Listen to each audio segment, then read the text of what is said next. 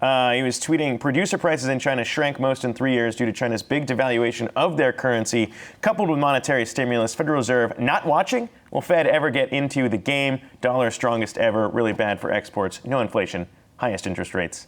So that's his reaction. Yeah, and President Trump clearly wants a victory on this trade war. He said for a long time trade wars are easy to win. People are starting to see, no, that's not the case. They are long, drawn-out affairs.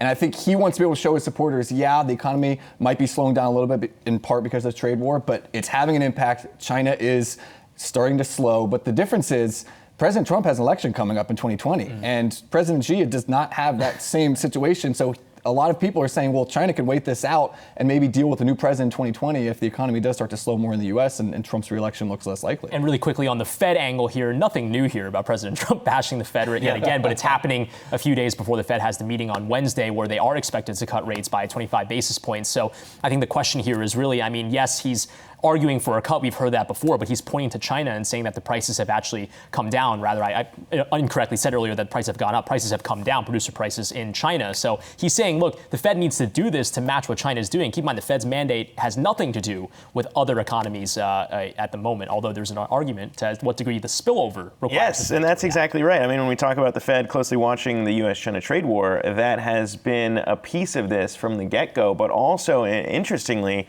the probability investors are putting on a no change when we look at the Fed decision has grown increasingly. Since the developments over the weekend. Yes, as we continue to see tensions cooling. That's interesting because last time, remember, President Trump had been ramping up the pressure just before we got that rate decision. Yeah. So interesting to see. I don't know. I mean, we're running out of time. Potentially, President Trump could do something to change just before we get that rate decision. On Wednesday, yep. So very, very interesting.